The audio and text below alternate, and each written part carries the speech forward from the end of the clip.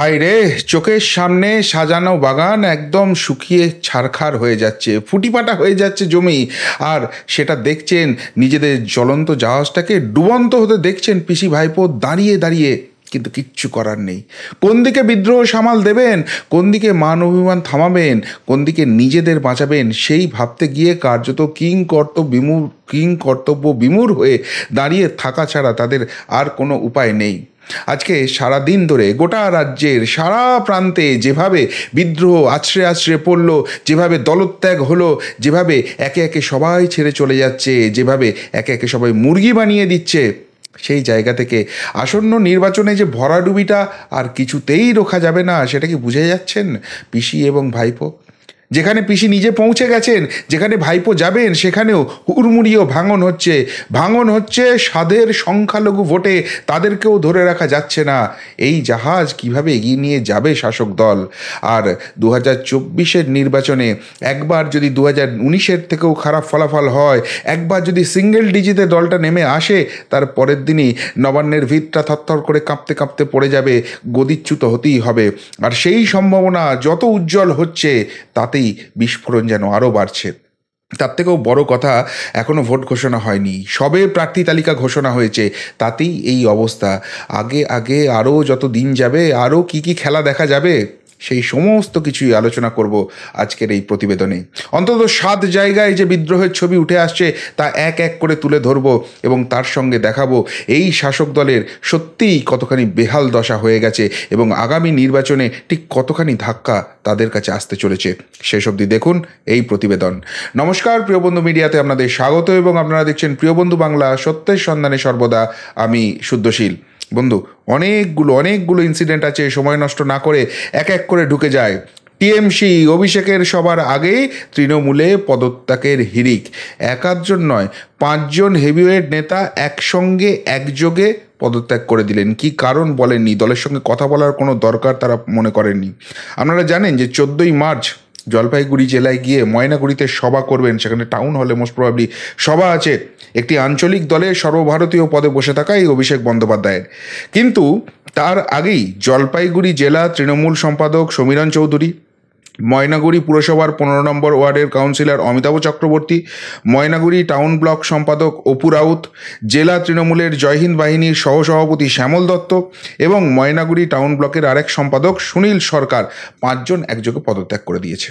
ফলে ময়নাগুড়িতে তৃণমূল কংগ্রেস কার্যত টাইটাই ফিস হয়ে গেছে।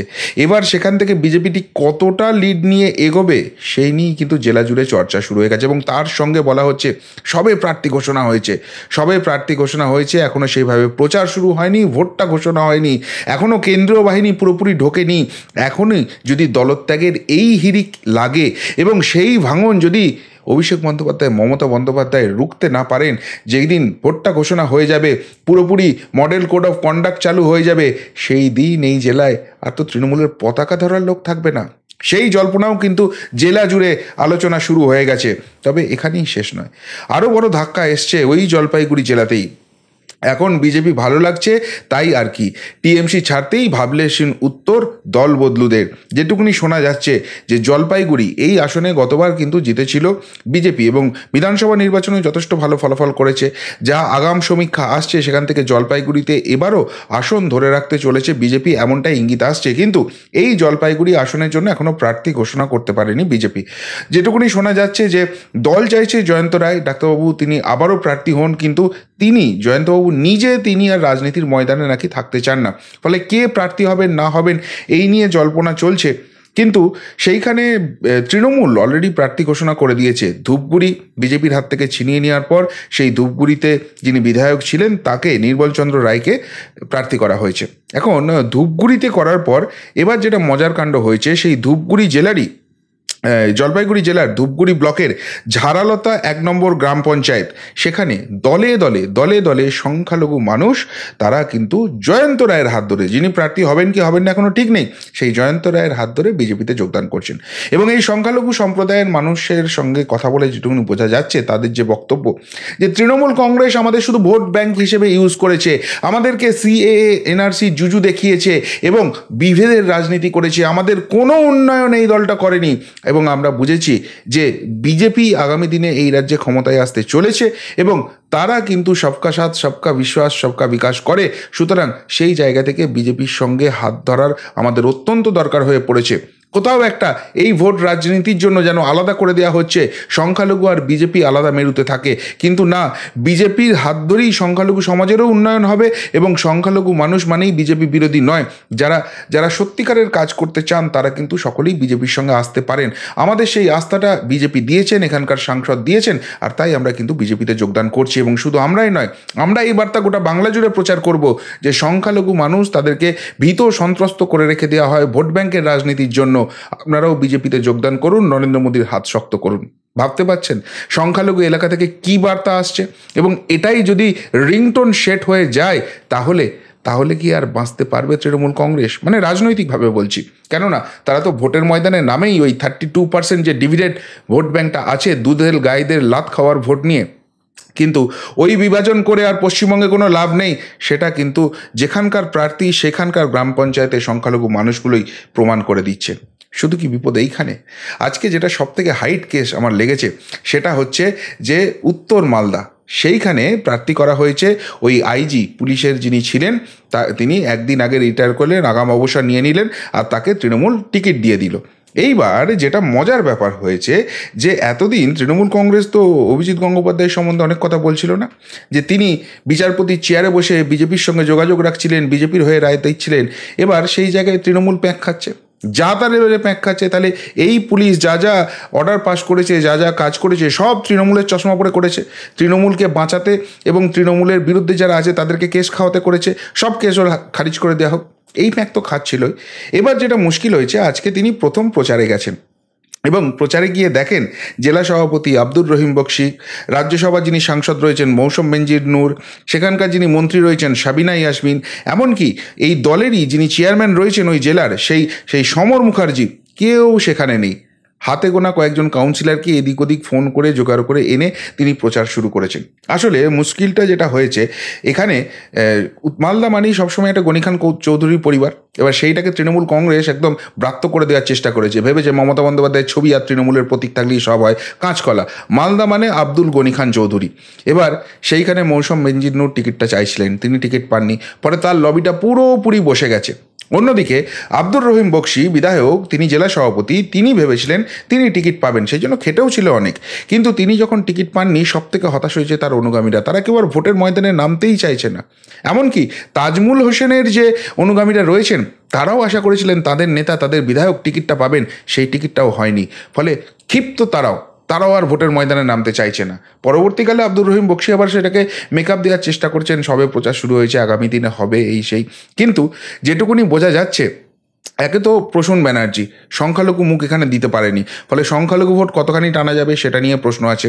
আর তার উপরে জেলার লোক নয়, সেই লোকটাকে কেন ভরসা করবে? সব থেকে বড় কথা, গনি খান চৌধুরীর পরিবারকে অপমান করা হয়েছে, দুটো আসনের একটাও সেখানে দেওয়া হয়নি।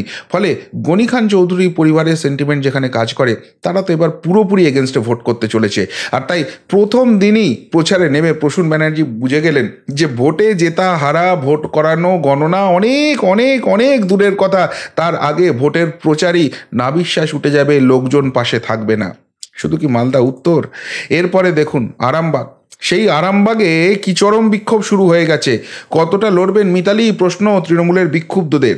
যেটুকুনি শোনা যাচ্ছে যে আরামবাগে মিতালি বাগকে প্রার্থী করার পর গোটা আরামবাগ চমকে গেছে যে কাকে প্রার্থী করলো। এমনিতেই এই সিটটা ড্যামেজ হয়ে আছে, বিজেপির দিকে ঝুঁকে আছে। গতবারই এই সিটটা বিজেপির হয়ে যেত, ওই লাস্ট মোমেন্টে কিছু মেশিন লুকিয়ে ফেলে যদি কোনো রকম কিছু না ম্যানেজ করা যেত, তাহলে ওই সামথিং ভোটেও সেই সিটটা আসতো না। এবারে এই সিটটা পাক্কা যাচ্ছে বিজেপির পক্ষে এবং সেই জন্য প্রধানমন্ত্রী নরেন্দ্র মোদী এখানে প্রথম সভাটাও করে ফেলেছেন। এই অবস্থাতে মিতালি বাগকে প্রার্থী করা হয়েছে। কে মিতালি বাগ? প্রার্থী চেনাতেই ভোট শেষ হয়ে যাবে। এবং আজকে তার সবথেকে বড় এক্সাম্পলটা পাওয়া গেছে, রামকৃষ্ণ মিশনে পুজো দিতে গিয়েছিলেন, হাতে গোনা জোনাকুড়ি ছেলেও হয়নি তার সঙ্গে যে তারা সঙ্গে যাচ্ছে। এবং তার মধ্যে তার নিজস্ব ওই মোবাইলে ছবি তোলার বেশ কিছু ছেলে ছিল। সবথেকে বড় কথা যেটা শোনা যাচ্ছে যে এলাকার যারা ভোট করানোর কারিগর বলে পরিচিত, সেই কেউ তার গুরু হন, কেউ দলেরই সম্পদ, আতাউল হক, কার্তিক সাঁতরা, মকবুল হোসেন, শাহাবুদ্দিন খান, অনিমা কাটারি, এদের সবাইকে একে একে ফোন করেছেন মিতালি বাগ সবাই বলেছেন হ্যাঁ আমার আশীর্বাদ তোমার সঙ্গে আছে, কিন্তু ভোটে নামতে পারবো না। রাগটা কি? রাগটা হচ্ছে এদের কাউকে পঞ্চায়েতে টিকিট দেওয়া হয়নি, ফলে খেপে গেছে, পুরো লবিটাকে বসিয়ে দিয়েছে। এবার আরামবাগে তো হারছেই, কত ভোটে হারছে সেটা নিয়ে এবার এখন জুয়া খেলা শুরু হচ্ছে সেখানে। এবং তার থেকেও বড় কথা, আর একটা কথা কেউ প্রকাশ্যে স্বীকার করছে না, সেটা হচ্ছে যে এখানকার যিনি বিদায়ী সাংসদ ছিলেন অপরূপা পোদ্দার, সেই অপরূপা পোদ্দার কিন্তু দীর্ঘদিন ধরেই বুঝতে পারছিলেন টিকিটটা পাবেন না, কিন্তু তিনি তার মতো অয়েলিং করার কোনো রকম নাকি কসুর ছাড়েননি। এখন প্রবলেমটা হচ্ছে তিনি প্রথমে দেখলেন যে মমতা বন্দ্যোপাধ্যায়কে ধরে টিকিট হবে না, তিনি অভিষেক বন্দ্যোপাধ্যায়ের জয়গান গানতে শুরু করেন, কিন্তু সেই জায়গা থেকেও শিখে ছেড়েনি। এখন প্রবলেমটা হচ্ছে যেটা তৃণমূলের খুব ভালো ট্রেন্ড, যে দলে বিক্ষুব্ধ হলেই বিজেপির জন্য দরজা খোলা আছে, কিন্তু এই অপরূপা পোদ্দার এবং তার স্বামীর বিরুদ্ধে এত ভুরি ভুরি অভিযোগ আরামবাগে যে বিজেপিও দরজা খোলেনি, বিজেপি সেখানে যাওয়া যায়নি, ফলে তার যাওয়ার জায়গা নেই। এখন বলছেন আমি দলের অনুগত সৈনিক, কোথাও যাব না, কিন্তু আরামবাগে কান পাতলে শোনা যাচ্ছে তার যাওয়ার কোনো জায়গা নেই। এখন প্রবলেমটা হচ্ছে যে কোনো কারণে মিতালি বাগ যদি জিতে যান, তাহলে অপরূপা পোদ্দারের রাজনৈতিক কেরিয়ার পুরোপুরি শেষ। আর তাই অপূর্বা পোদ্দারের তো নিজস্ব একটা লবি আছেই, তার স্বামীও এখানে পলিটিক্যালি অত্যন্ত অ্যাক্টিভ এবং তারও একটা লবি আছে, সেই লবিটা নাকি পুরোপুরি বসে গেছে এবং তারা চেষ্টা করছে যাতে ভোটটা পুরোপুরি এগেনস্টে চলে যায়, যাতে মিতালি বাগ বুঝতে পারেন বা তৃণমূলের শীর্ষ নেতৃত্ব বুঝতে পারেন যে আরামবাগে কিছু করতে হলে অপরূপা পোদ্দারের বাইরে, আফরিন আলীর বাইরে যাওয়ার কোনো জায়গা নেই। এটা নিয়ে প্রকাশ্যে কেউ মুখ খুলতে রাজি নয়, কিন্তু একটু ফোন করলেই আনঅফিসিয়ালি দাদা রেকর্ড করলে কিন্তু হবে না, হোয়াটসঅ্যাপে কল করুন, সব বলে দিচ্ছি, গড়গড় গড়গড় করে সব বলে দিচ্ছেন। এই হচ্ছে আরামবাগের অবস্থা। এরকম আরামবাগের মতো ফল্গু নদী কত জায়গায় যে হয়ে আছে, একটু খোঁজখবর নিন, তাহলেই বুঝতে পারবেন গোটা রাজ্যটাতে কী অবস্থা আছে। আরামবাগের পর একটু বহরমপুরের দিকে যায়, সেখানে তো প্রকাশ্যেই বিদ্রোহ ঘোষণা করে দিয়েছেন হুমায়ুন কবির, এবং তিনি শুধু একাই করেননি, বলেছেন তার সঙ্গে নিয়ামত শেখও আছে, তারা এবার তৃণমূল কংগ্রেসকে বুঝিয়ে দেবেন যে কীরকম কী হচ্ছে। তিনি নাকি নির্দল হয়েই সেখানে দাঁড়িয়ে পড়বেন, সেই হুমকিও দিয়ে রেখেছেন। সামাল দিতে পারছেন না অভিষেক ব্যানার্জি, মমতা ব্যানার্জি। এই হুমায়ুন কবিরকে প্রকাশ্যেই একবার বকাবকি করেছিলেন মমতা বন্দ্যোপাধ্যায়, কিন্তু দলবদলে ওস্তাদ তিনি, এবার কিন্তু তৃণমূলকে সবকটা শেখাবেন। বিশেষ করে পঞ্চায়েত নির্বাচনে যেভাবে তার লবি ছেলেদের টিকিট কাটা হয়েছিল, সেই ক্ষোভটা তিনি এবার কড়াই গন্ডায় পুষিয়ে দেবেন। তার থেকেও বড় কথা, বাইরে থেকে কোথাকারকে ইউসুফ পাঠান আসবে এবং গুজরাটের বড়দার ছেলে দিল্লি আর গুজরাট করবে, মাঝে মাঝে এখানে আসবে, ছড়ি ঘোরাবে, আর তাকে খেটে জেতাতে হবে, ওসব চলবে না। নিজে টিকিটটা খুব এক্সপেক্ট করেছিলেন, কিন্তু সেই টিকিট যখন হয়নি, প্রকাশ্যে বিদ্রোহ করে দিয়েছেন। নিয়ামত শেখের নাম নিচ্ছেন, তার মুখটা এখনও খোলেনি, কিন্তু যখন বলছেন কোনো প্রতিবাদ করেননি, মানে সঙ্গে আছে। অন্যদিকে আবার অন্য কথাও শোনা যাচ্ছে যে এখানে আরও দুটো লবি আছে, একটা হচ্ছে অপূর্ব সরকার, একটা হচ্ছে শাওনি সিংহ রায়। সেই দুজনও কিচ্ছু বলছেন না প্রকাশ্যে, কিন্তু তার অনুগামীরা এক্সপেক্ট করেছিলেন, দুজনের অনুগামীরাই, যে এবারও টিকিটটা পাবেন। বিশেষ করে অপূর্ব সরকার গতবার যেভাবে ফাইটটা দিয়েছিলেন, কিন্তু সেই জায়গাটাতে কোনো রকম তাদের সম্মান দেখানো হলো না। তারা বসে যাচ্ছেন না, তারা অ্যাক্টিভ থাকবেন, কিন্তু ভাবছেন অ্যাক্টিভটা থাকবেন এবার অধীর চৌধুরীর হয়ে। ফলে বহরমপুরে কড়া শিক্ষা আসতে চলছে, বাইরে থেকে ক্রিকেটার ধার করে নিয়ে এসে এইখানে করার জন্য এবার তৃণমূল যাতে 3 নম্বরে যায় সেই ব্যবস্থা করার জন্য উঠে পড়ে লেগেছে তৃণমূলেরই অন্দরমহল। এমনটা অন্তত বহরমপুরে কান পাতলে শোনা যাচ্ছে। শুধু কি বহরমপুরের পর একটু সন্দেশখালির দিকে আসি।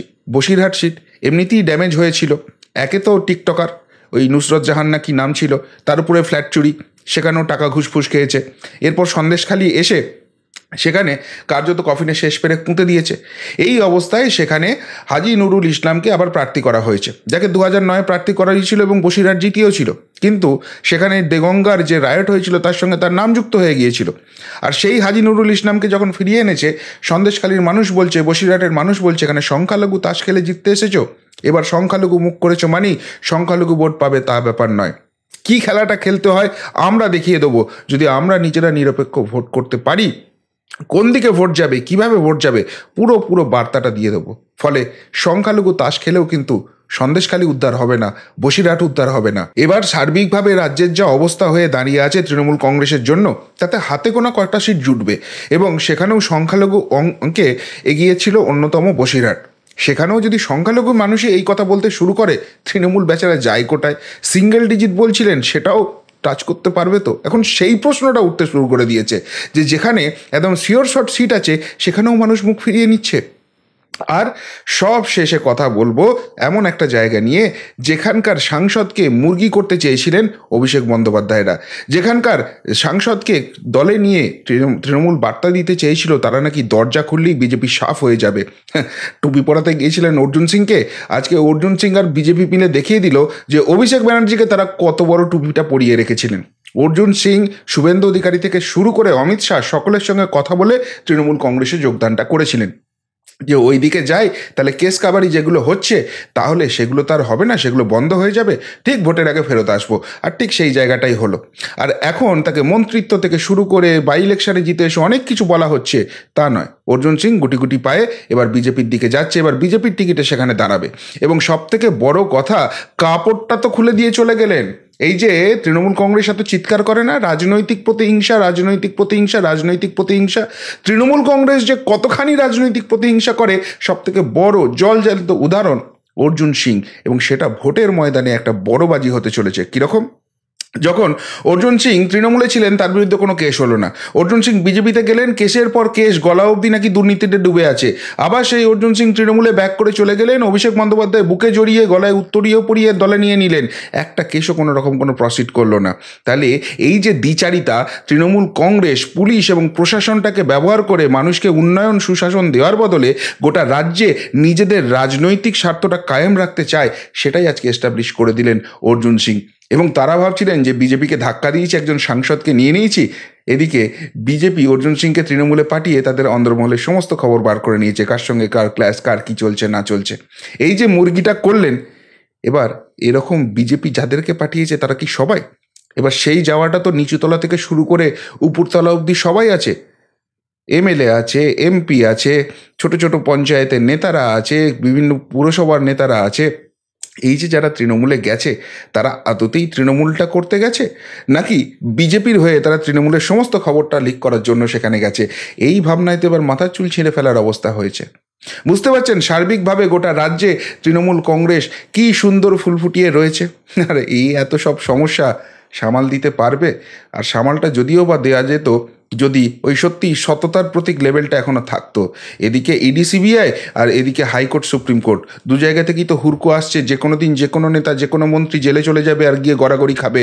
তারপর মমতা ব্যানার্জি চিৎকার করবেন রাজনৈতিক প্রতিহিংসা, কিন্তু তাদের জামিন আর হবে না। আর বাংলার মানুষ আরও জোরে এরা চোর, এরা চোর, এরা চোর বলে চিৎকার করতে শুরু করবে। ফলে এই সমস্যা সংকুল পথ দিয়ে পেরোতে পেরোতে আর কি লোকসভা নির্বাচনটা পার করতে পারবেন?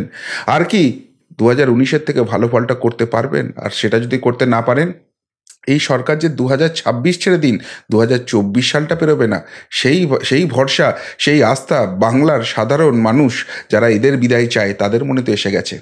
ফলে ফলে কতখানি সমস্যায় রয়েছে এবার আপনারাই বলুন। যদি এই নিয়ে কিছু বলার থেকে অবশ্যই কমেন্ট বক্সে কমেন্ট করে জানাবেন। এমনকার মতো এখানেই শেষ করলাম, ফেরত আসছি নতুন প্রতিবেদন নিয়ে খুব তাড়াতাড়ি। ভালো থাকবেন, সাথে থাকবেন, পাশে থাকবেন। নমস্কার।